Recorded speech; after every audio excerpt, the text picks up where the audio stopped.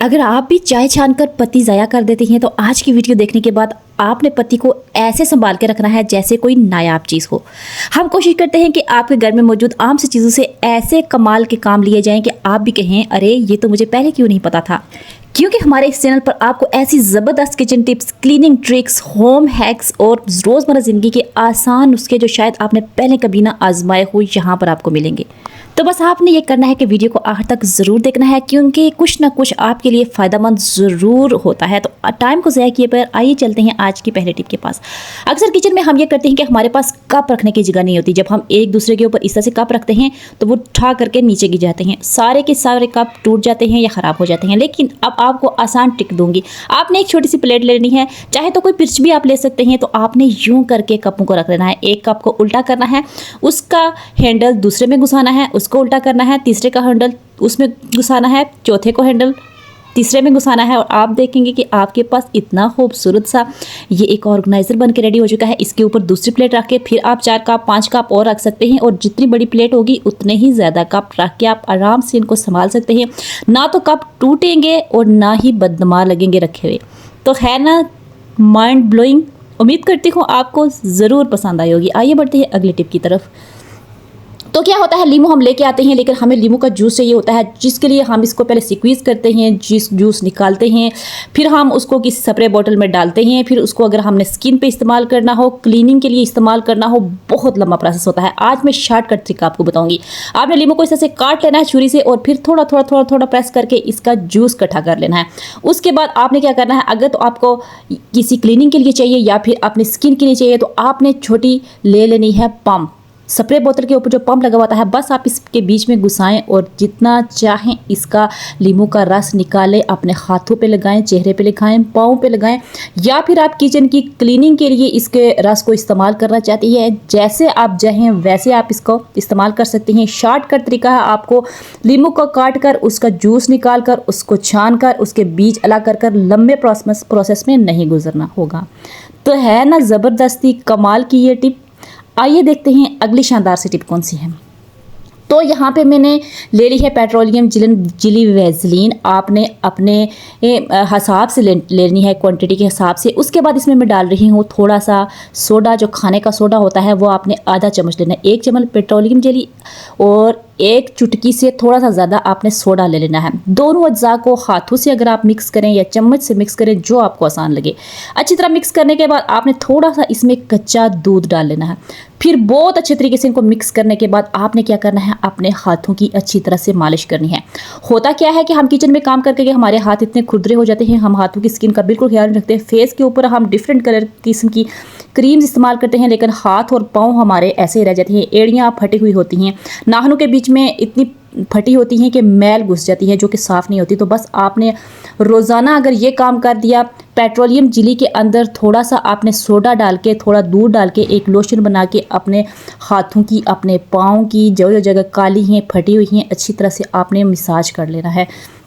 सिर्फ 5 मिनट आप मसाज करेंगे, उसके बाद जो रिज़ल्ट आपको मिलेगा आप हैरान रह जाएंगे। वाज़े रिज़ल्ट्स आपको देखने को मिलेंगे और आपको कोई महंगी क्रीमें इस्तेमाल करने की ज़रूरत नहीं पड़ेगी, ना तो आपको किसी और चीज़ की। बस आपने एक और काम कर लेना है, आपने ग्लव्स ले लेने हैं। अगर ग्लव्स नहीं है आपके पास तो आपने कोई पॉलीथीन शॉपर ले लेना है। अगर वो भी नहीं है तो कोई पुरानी जराब लेके हाथों पर चरा लेनी है और आधा घंटा के बाद आप देखेंगे कि आपके हाथ बिल्कुल बेबी स्किन में बदल जाएंगे। बहुत खूबसूरत आपके हाथों की स्किन हो जाएगी। आइए देखते हैं अगली टिप कौन सी है। धनिया जब भी हम लेके आते हैं तो ज़्यादा ले आते हैं। हम चाहते हैं कि हमारा टाइम ज़ाया ना हो, हमें बार बाज़ारों का चक्कर भी ना लगाना पड़े और ये सेव भी रहें। आज आपको एक ऐसी ट्रिक बताऊंगी जिसके बाद आपने धनिया को 2 हफ्ते के लिए बहुत आराम से सेव कर देना है। सबसे पहले तो आपने धनिया को बहुत अच्छे से धो देना है। इसके बीच में जो गले सड़े होते हैं डंठल, उनको निकाल लेना है क्योंकि वो बहुत जल्द इस तरह की चीज़ों को ख़राब करते हैं। आपने कोई भी पॉट ले लेना है जिसके अंदर आपने धनिया को महफूज करना है और उसके नीचे आपने मोटी सी तह का टिश्यू रख लेना है। टिश्यू पेपर रखने के बाद आपने जो धनिया साफ़ की थी खुश्क हुई हुई धनिया को इसके बीच में रखते जाना है।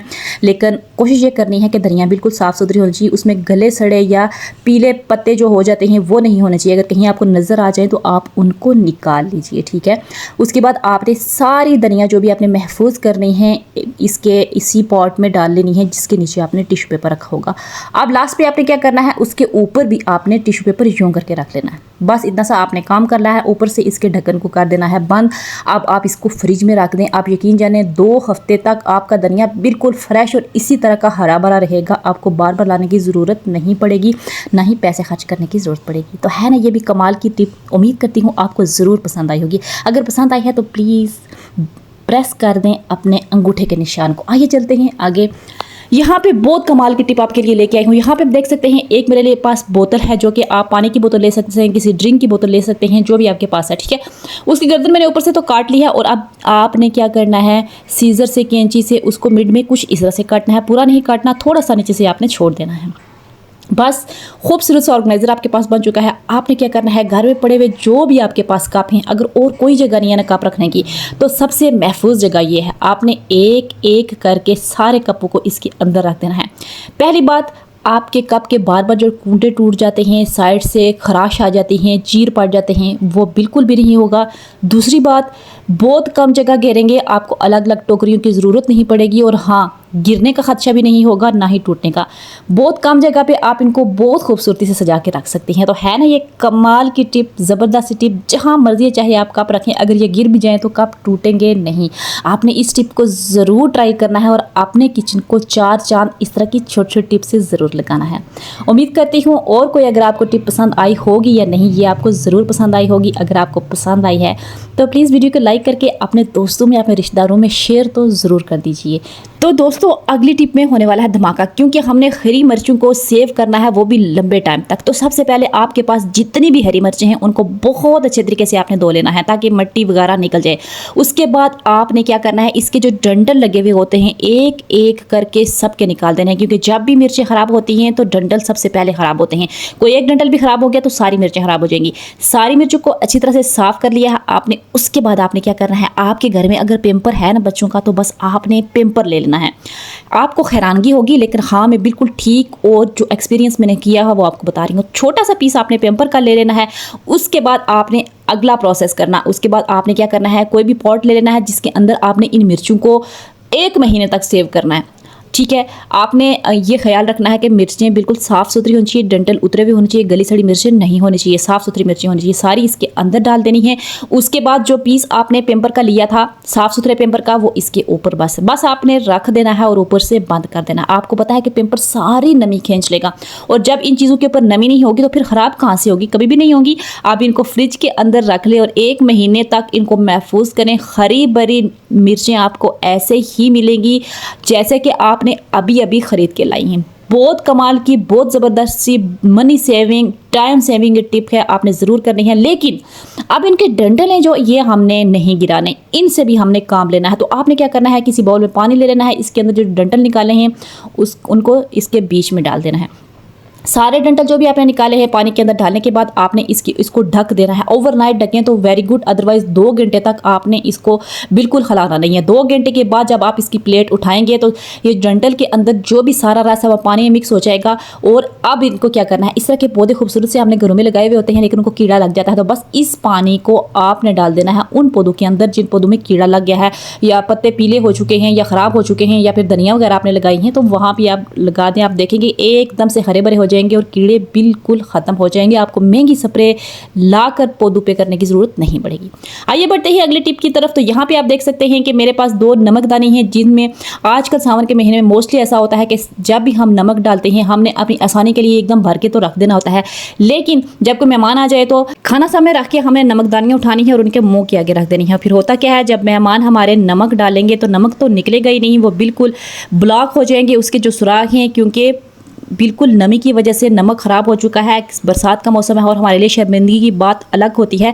तो एक छोटी सी टिप आपको दूंगी, आपने बस वो अगर कर लेना है तो फिर 1 साल तक अगर आप नमक दाने में नमक डाल के रखेंगे, ब्लैक पेपर्स डाल के रखेंगे, जो चीज़ मर्जी डाल के रखेंगे, वो ख़राब नहीं होगी। तो फिर आपने क्या करना है, आपने किचन से उठा लेने हैं कच्चे चावल, ठीक है।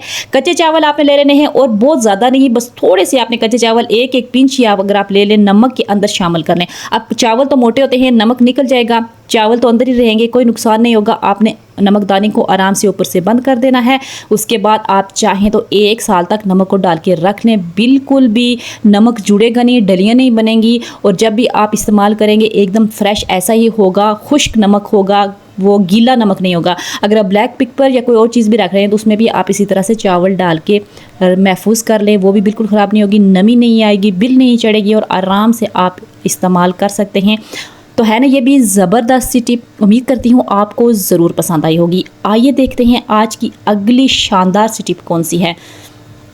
तो दोस्तों आज की अगली शानदार टिप आपके साथ शेयर करती हूँ। अक्सर क्या होता है कि चाय पी के हम क्या करते हैं, पत्ती फेंक देते हैं, लेकिन अब आपने पत्ती नहीं फेंकनी, बल्कि जो भी पत्ती आपने इकट्ठी करनी है करके डालनी है तवे के ऊपर। तवे के ऊपर जब आप इस पत्ती को डालेंगे तो साथ में आपने 1 चम्मच के करीब इसमें डाल देना है नमक भी। नमक डालने के बाद आपने क्या करना है, फ्लेम को ऑन कर लेना है, अपने चूल्हे को बहुत अच्छी तरीके से ऑन कर लेना है और थोड़ी देर इनको ड्राई रोस्ट करते जाना है इन दोनों चीज़ों को। जो ये गर्म होता जाएगा, रिएक्शन होगा नमक का पत्ती के साथ, तो आपने घबराना नहीं है, बस आपने इसको हिलाते जुलाते जाना है। तो उसके बाद आपने क्या करना है, फ्लेम को कर देना है बंद और गरम गरम तवा चाय और इस नमक को आपने क्या करना है, तवे के ऊपर रगड़ना शुरू कर देना है। आप यकीन जाने ये एक ऐसा सोल्यूशन है, ये एक ऐसा लिक्विड है, ये एक ऐसी क्लीनिंग का वह है कि आप यकीन जाने जो तवा आपका रोटियां पराठे बना बना के जल चुका है, ख़राब हो चुका है एकदम से, वो जली हुई वो ग्रीस जो लगी हुई होती है, तवा गंदा हो जाता है, जिसके ऊपर रोटियां पकाना वापस दिल ही नहीं करता, वो जरासीम इकट्ठे करता है। तो बस आपने इन 2 चीज़ों को बहुत अच्छे तरीके से रगड़ना है तवे के ऊपर, इतना रगड़ना है किसी स्पंज के, कोई और चीज़ आपको ज़रूरत नहीं पड़ी, किसी तारों की ज़रूरत, किसी स्टील बोल्स की ज़रूरत नहीं पड़ेगी। जो स्पंज बर्तनों का होता है उसी के साथ आप इसको अच्छी तरह से रगड़ें। आप देखेंगे कि ज़्यादा वक्त भी नहीं लगेगा, सिर्फ 5 मिनट आपने अपने तवे पर मेहनत करनी है, तो आप देखेंगे कितनी गंदगी मैल कुचैल सारी इकट्ठी हो जाएगी और जो इसके ऊपर ऑयल की तय जमा हो चुकी थी, कालक जम चुकी थी, एकदम से निकलना शुरू हो जाएगी। लेकिन ध्यान ये करना है कि तवा बहुत अच्छे तरीके से आपने गर्म करना है, अगर ठंडा तवा होगा तो फिर वो वाली सफाई नहीं होगी। उसके बाद आपने तवे को उठा लेके ले जाना है सिंक में और पानी के साथ बहुत अच्छी तरह से इसको वॉश कर लेना है। चाहें तो इसके बाद आप कोई भी लिक्विड डाल के इसको वॉश करें, अगर ना भी करें तो इस तरह के लिश्कारे आपका तवा मारना शुरू हो जाए, एकदम से साफ सुथरा गंदी परत जमी हुई थी वो खत्म हो जाएगी। तो है ना ये माइंड ब्लोइंग, उम्मीद करती हूँ आपको पसंद आई होगी। अगली टिप्स में फिर मुलाकात होगी, मुझे दीजिए इजाज़त, अल्लाह हाफिज़।